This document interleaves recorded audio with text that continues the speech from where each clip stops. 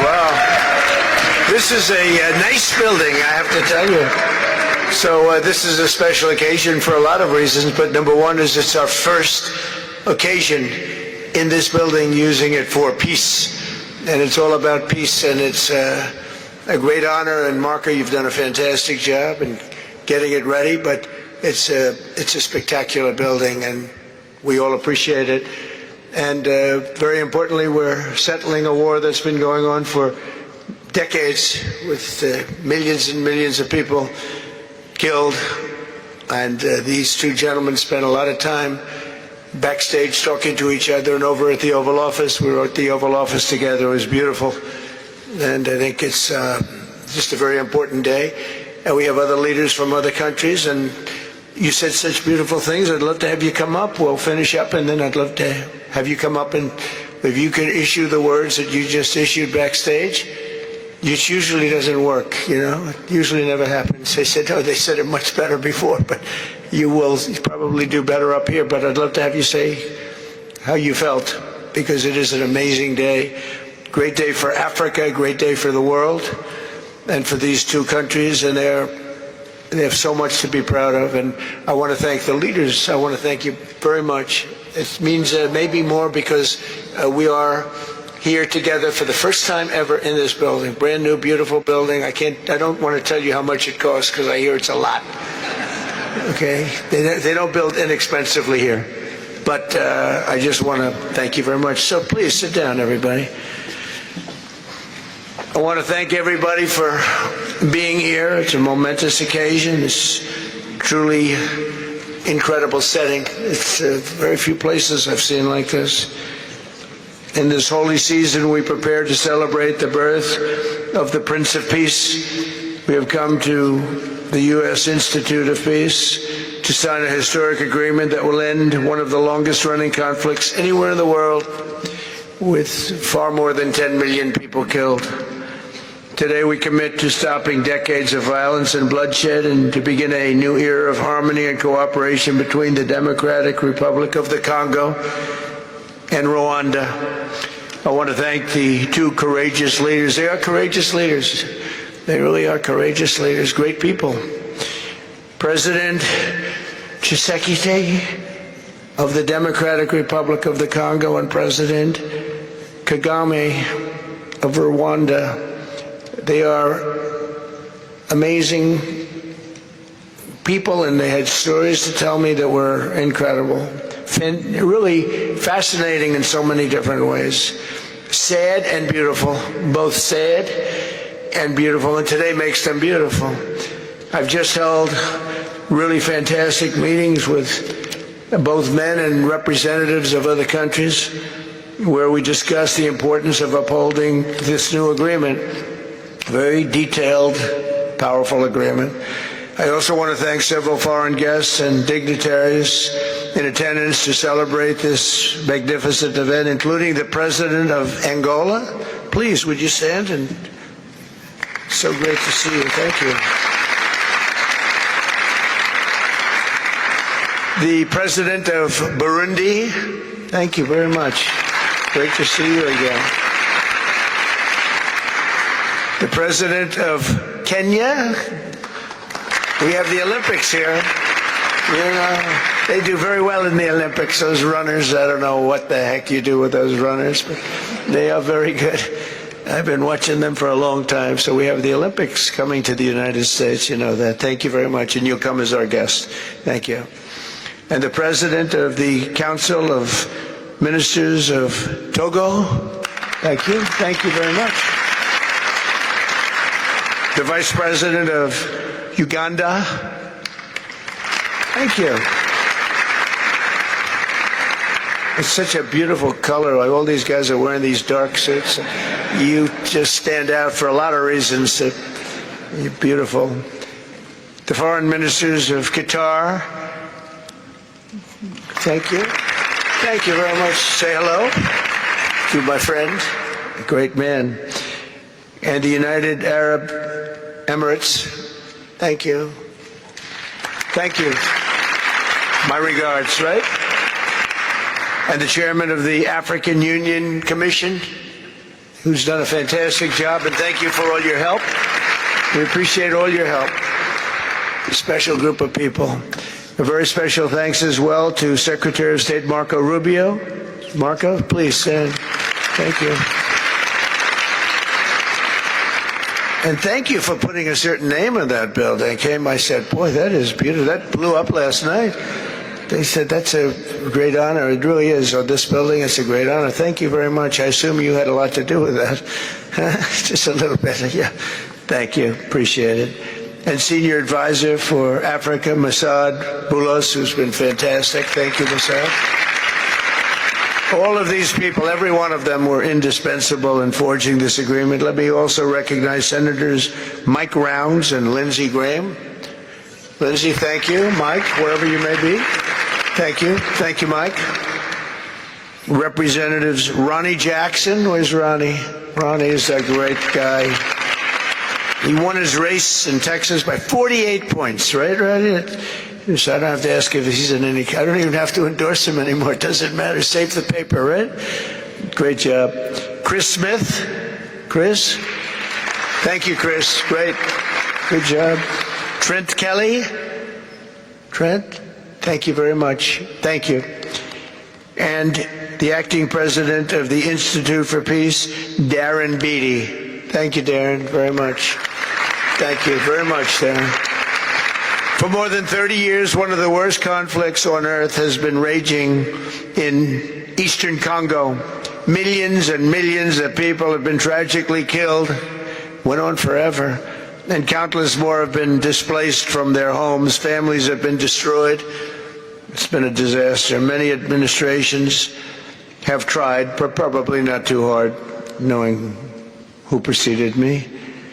But they tried. It says they've tried. But we tried harder to end this conflict. But they've accomplished, obviously they accomplished very little, because the killing went on at levels that just got worse and worse. And today we're succeeding where so many others have failed, and this has become the 8th war that we've ended in less than 1 year. Such an exciting thing to do. This has been a really, because we're talking about 30 years of fighting, 30 years, much more than 10 million lives.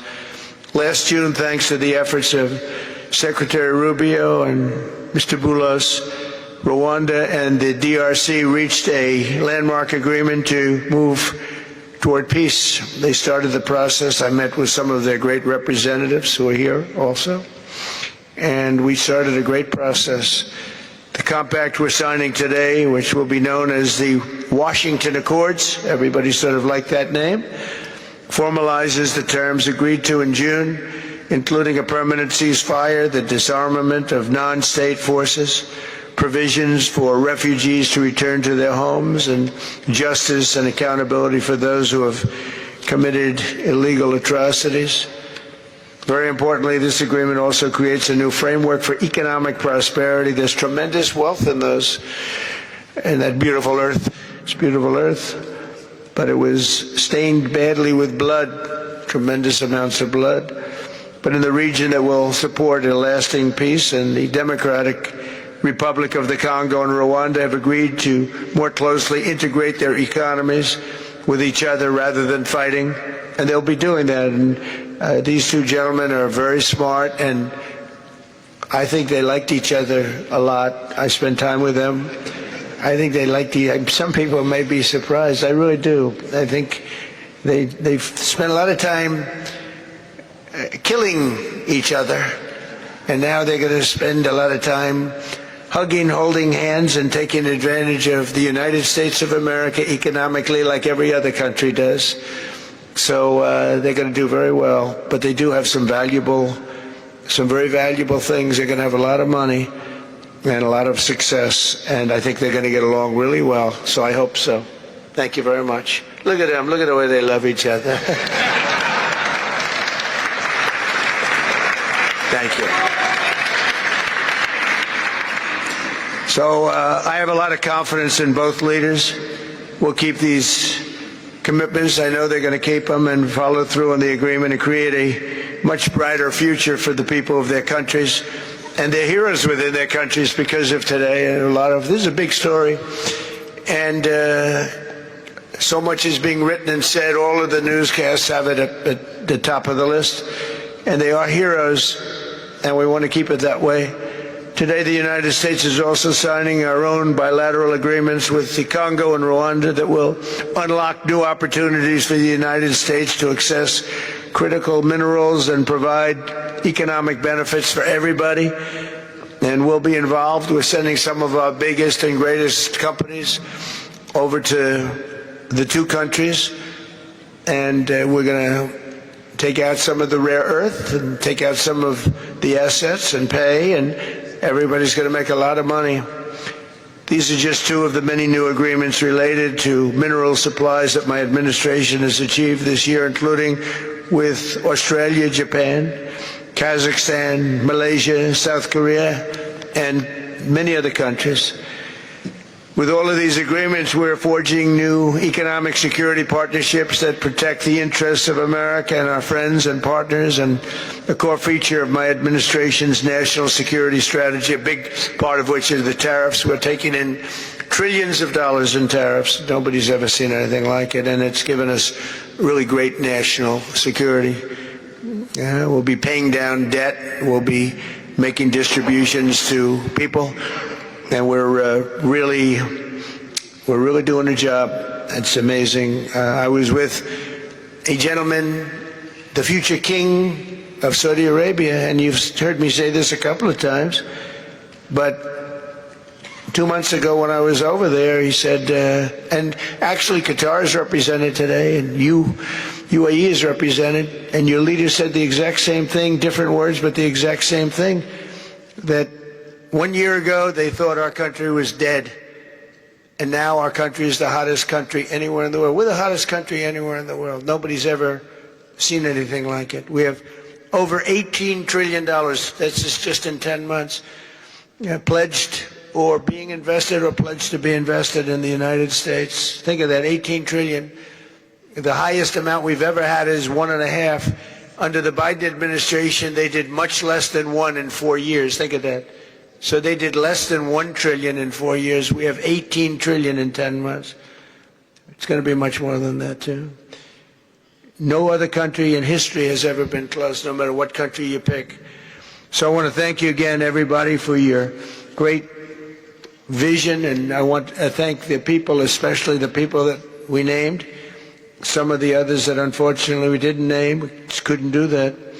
But for your vision and for your courage, because it's made it possible to begin healing old wounds and transcending past differences and creating a future where every child of God can live in dignity, prosperity, and peace. And these are two very good men, and they're two potentially very strong countries. I'd like to now invite President Kagame to come up and say a few words. It's Rwanda. And then, if I may, President of DRC, who really is doing a great job. These are two men that are doing a great job. And again, they're so respected because of what they're doing today and the mission that they've really, I think, accomplished. And we'll see how it all works out, but I think it's going to work out really great. They want to get on to other ways of living for their people, and they're great leaders. Thank you very much. Please, Mr. President. Thank you. Thank you very much.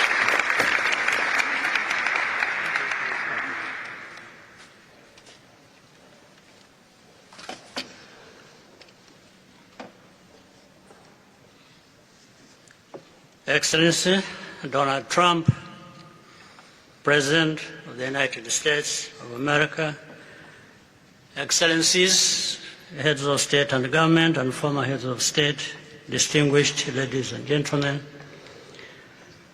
I want to begin with some words of thanks. First, to my fellow heads of state and government from Africa, your presence here confirms that these efforts enjoy the broad support necessary to succeed. I also thank Minister of State Kulaifi, representing His Highness Sheikh Tamim bin Hamad of Qatar. The role of Qatar has been absolutely central in getting us to this point.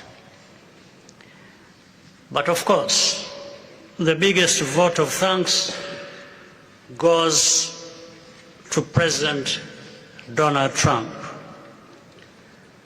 No one was asking President Trump to take up this task. Our region is far from the headlines. But when the President saw the opportunity to contribute to peace, he immediately took it. This conflict has lasted for 30 years. We have seen countless mediations and efforts, but none has succeeded in resolving the underlying issues.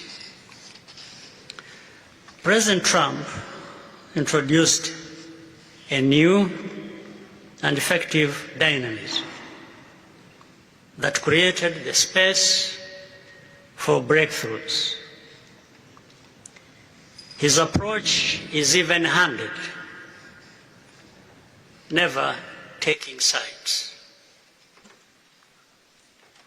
He orients us toward the future, not the past, emphasizing that the dividend of peace is prosperity and investment, including from the United States. More importantly, President Trump's approach is pragmatic. The process has not become an end in itself. All of these elements filter down to his dedicated team, and here I want to single out Secretary Rubio and Masad Boulos for special appreciation. We would not be here today without their efforts. And as a result, we have the clearest and most viable path forward that we have ever had. These accords provide everything needed to end this conflict once and for all. If this agreement falters and things do not work out as they are supposed to, the responsibility will not lie with President Trump, but with ourselves. It's up to us in Africa, working with our partners to consolidate and expand this peace. There will be ups and downs on the road ahead. There is no doubt about it. Rwanda, I know, will not be found wanting. I can assure you of that. Our only objective is and has always been for our country to be safe and secure after having endured so much tragedy. We now only want to look forward in confident expectation of a prosperous and stable future. Mr. President, Excellencies, I thank you for your kind attention.